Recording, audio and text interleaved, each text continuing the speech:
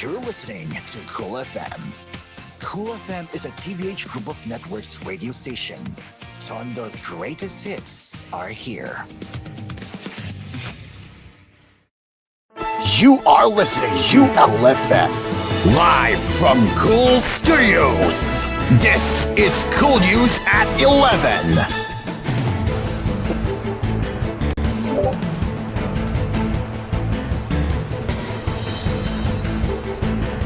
Good morning, and welcome to koolNews at 11.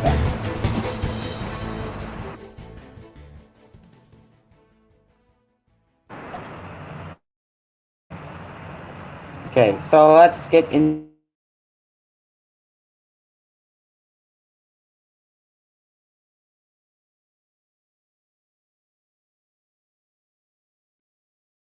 the headlines.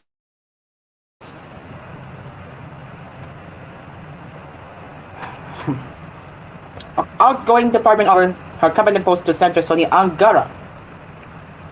In a turnover ceremony at main office in Pasig City, the Vice President passed the agency's seal and flag to Angara.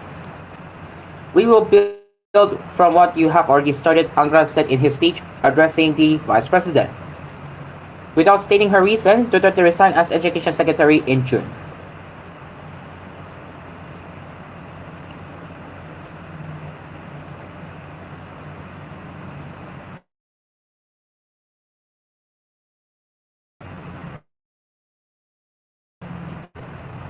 The Philippine economy has so far grown by more than 6% since President Ferdinand R. Marcos Jr. took office in 2022.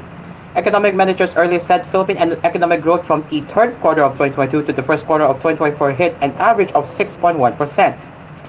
For the first quarter of 2024 alone, the Philippine economy expanded by 5.7%, outperforming Indonesia 5.1%, Malaysia 4.2%, Singapore 2.7%, and Thailand 1.5%. Despite external headwinds, we are expected to continue surpassing most emerging economies, finishing strong at 6.0% to 7.0% in 2024 and expanding further to 6.5% to 7.5% in 2025, roughly consistent with the average growth forecast of multilateral organizations, the Department Budget Ordination Committee has said.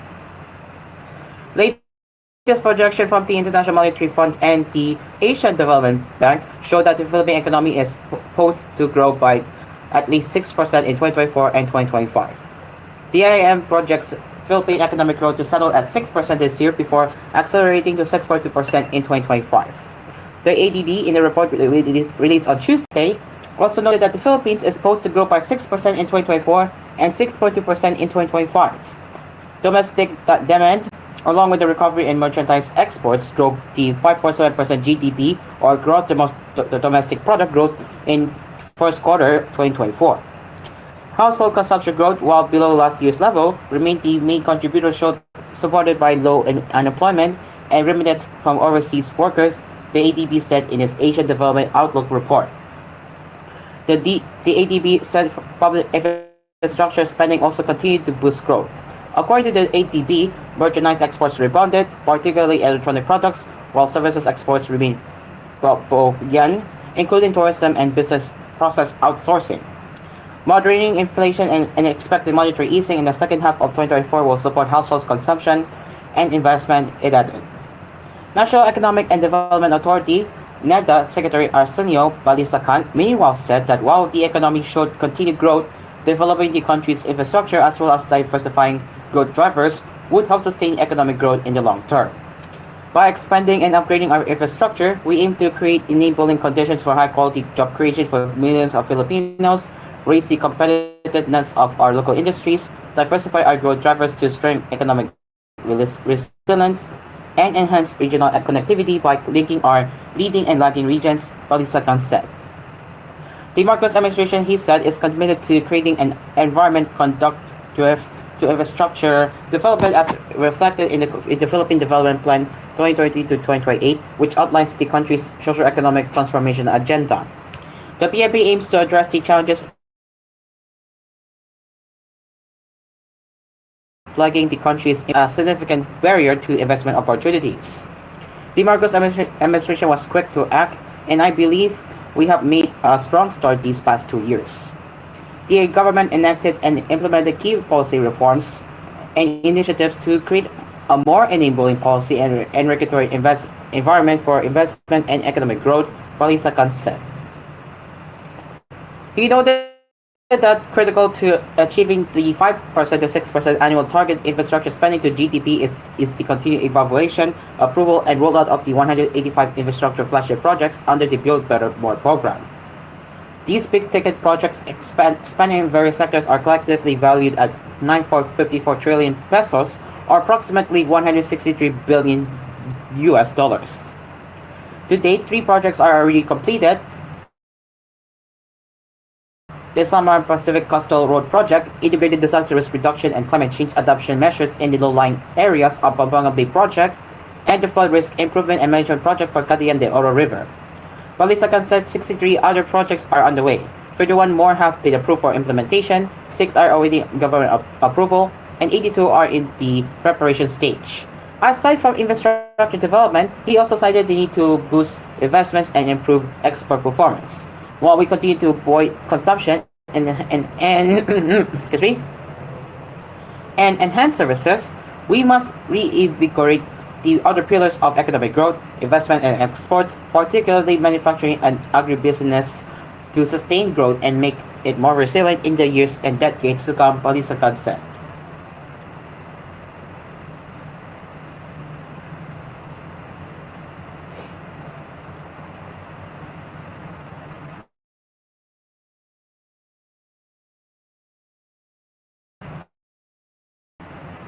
Excuse me.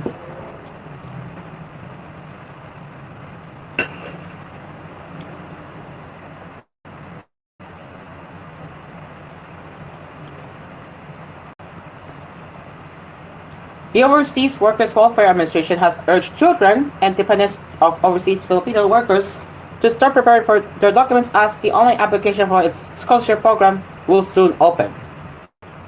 In a Facebook post on Wednesday, the OWWA announced that the application period for the Education for Development Scholarship Program and the OFW Dependent Scholarship Program will be from July 26 to August 16, 2024. OWWA said the EDSP is available for OFW's children and dependents who are second to fifth year college students, while the ODSP is for those who are in first year to fifth year. The ESP is a scholarships grant to qualified dependents or a sibling of a single active OWWA member who is incoming senior high school student or grade 12, or an incoming college freshman who is not more than 21 years old with a generally weight average of 80% and without failing grades. For incoming freshmen, the selection of scholars is determined through the Department of Science and Technology National Examinations.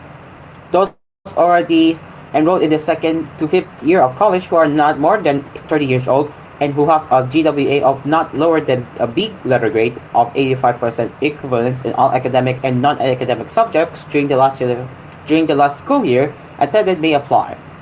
Successful applicants will receive a maximum of 60,000 pesos per school year until they complete a 4 to 5 year baccalaureate course. Meanwhile, the ODSP is a scholarship program that offers financial assistance amounting to 20,000 pesos per school year to qualified dependents of OFWs who receive a monthly salary of not more than 600 US dollars or 34,000 pesos and who shall are currently enrolled or have been enrolled in any 4-year or 5-year baccalaureate course or associate course in any college or university. Interested applicants may go to any OWWA regional office near them for information on the documentary requirements and to file their applications.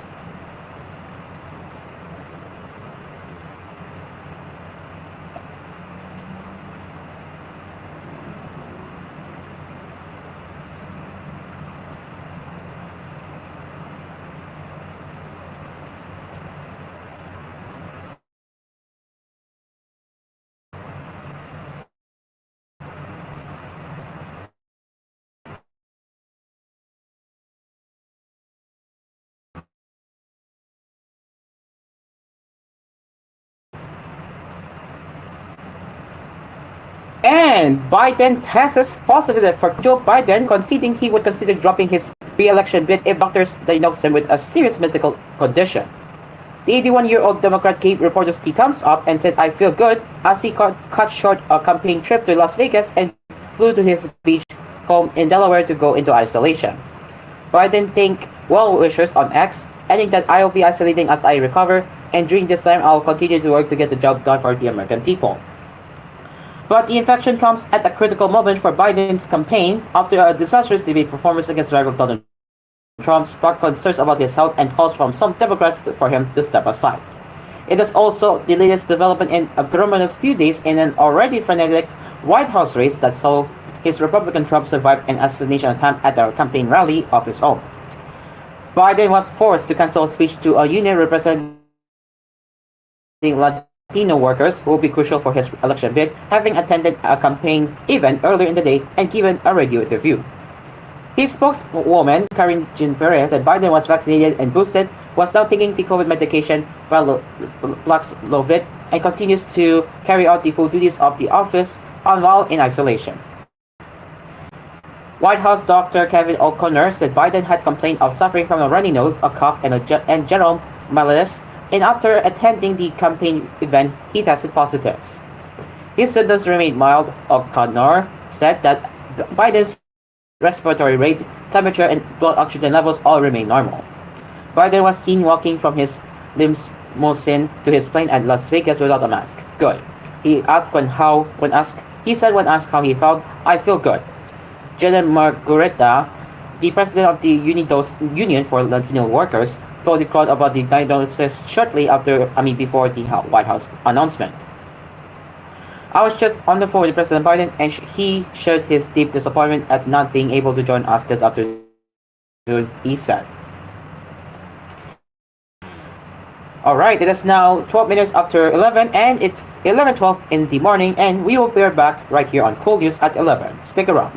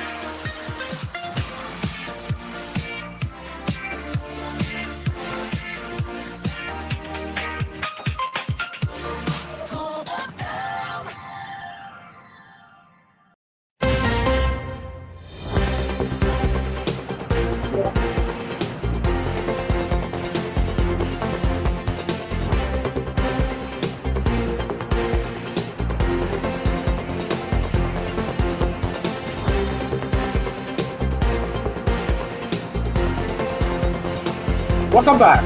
The course of opposition to Philippine-based Chinese-run offshore gaming operations is growing louder, with business associations, economic think tanks, and political groups joining calls for a ban on the industry that thrived during the Duterte administration.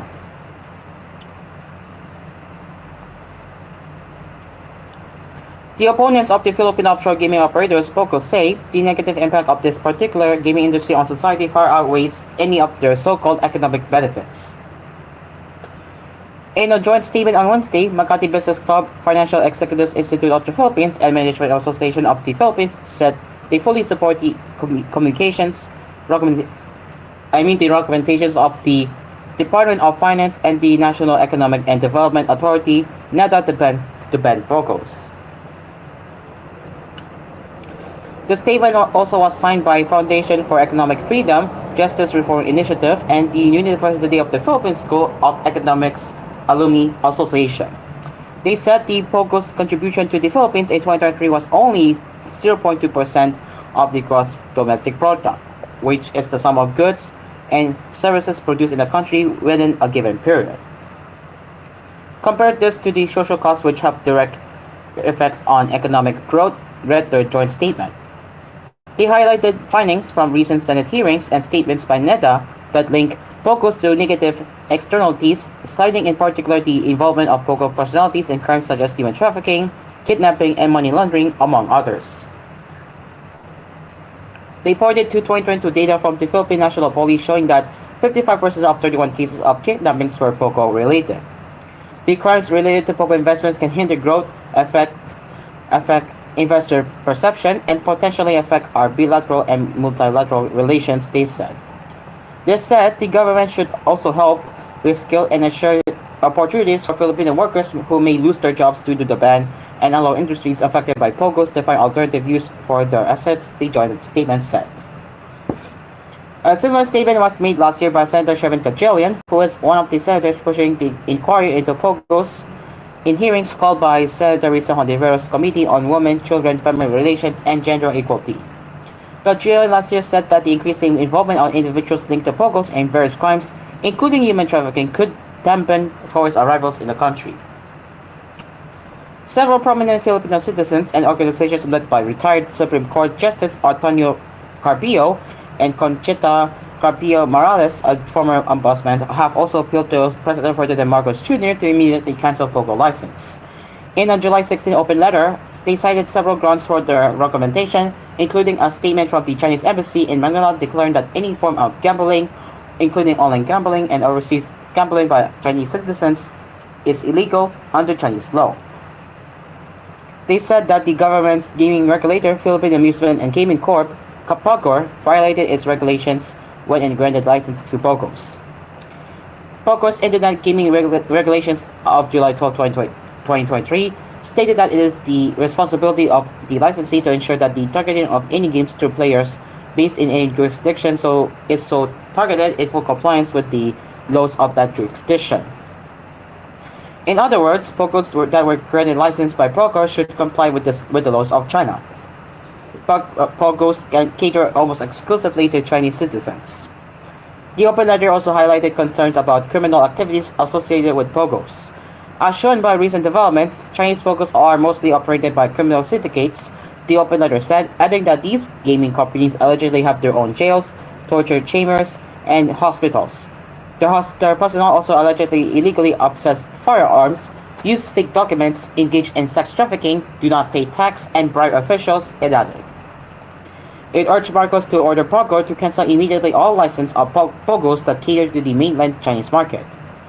Aside from Carpio and Morales, the others who signed the open letter were former Senator Laila de Lima, former Bangko Sentro ng Pilipinas Deputy Governor Diwa Gundo, former Commission on Audit Commissioner Hedy Mendoza, and retired Rear Admiral Romel Chunong. The others were leaders of Every Woman, Women 2022, Intersectors for the Philippines, Kabayan Party, Kabayan Youth, Active Citizenship Foundation Incorporated, Student Council Alliance of the Philippines, and Pambansang Kapitipunan ng mga Sambahan sa Kanangyunan. An identical open letter was issued on July 15 by the class of 1975 of the University of the Philippines College of Law, to which Carpio belongs. Pogo chief Alejandro Tanco said he favored shutting down only the illegal pogos, citing government earnings of 5.2 billion pesos last year from 48 legitimate operators. Pogo revenues account for 5% or 6% of Pogo's earnings, he said. Tanco said closing down all pogos will result in significant job losses. In February 2020, Senator Joe Villanueva said that, according to Pogo, 17.7% of Pogo workers were Filipinos, while 82.3% were foreigners as of December 2019. In addition, Pogo reported that out of 243 Pogo-related establishments in the country, only 153 hire Filipino workers, and of the 10 biggest Pogo licensees, 6 companies had less than 5% Filipino workers. In October 2022, the Association of Service Providers of Pogos, ASPAP, said that the industry had 11,756 direct hire Filipino employees and 11,342 indirect hires.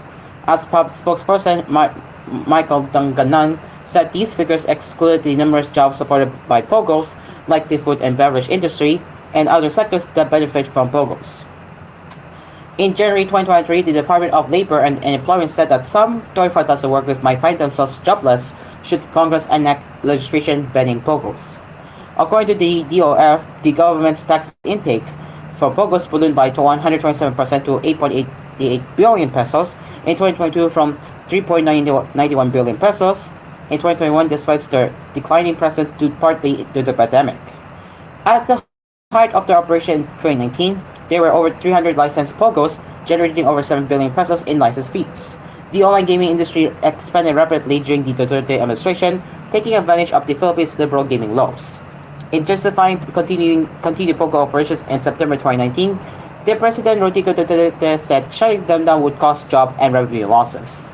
The Defense Secretary Delfin Lorenzana said that Pogo House, particularly those near military camps, could easily shift their activities to spying for China. He cited the former island Gulf in Cavite Province, which is now a Pogo enclave a few kilometers from a military base at Sangley Point.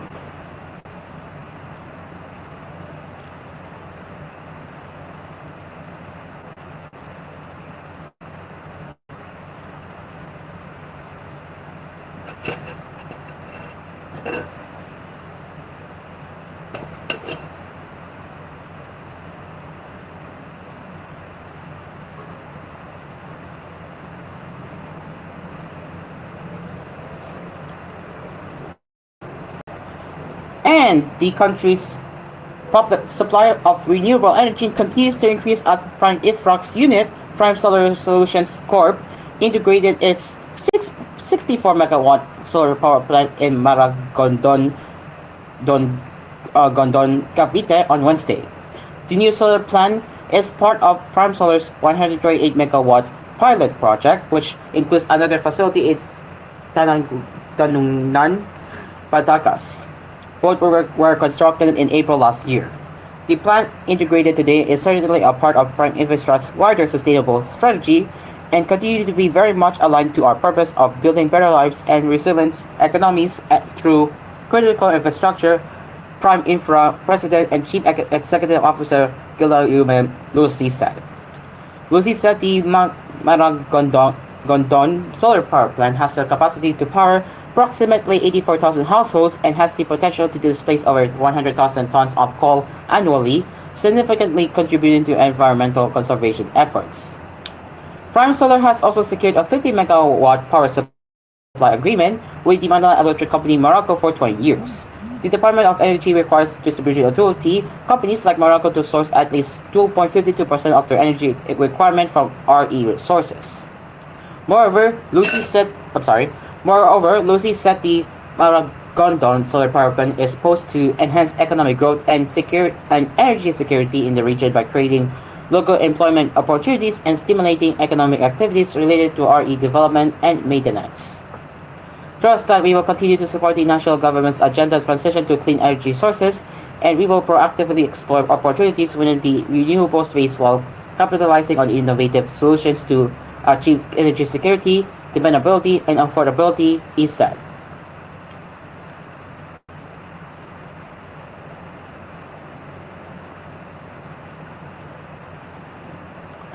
And with the quick global headlines, top Democrat Adam Schiff calls on Biden to exit presidential race. He called he called on his ally to pass the torch. And that will be it for koolNews at 11. As always, you can send a news tip or feedback to us at tvh.philippines.news@gmail.com. And we will be back with more headlines later with koolNews at noon. That is at 12 noon. Until then, I am Aspir, and the music continues with Music Zone with Aspir. Good morning.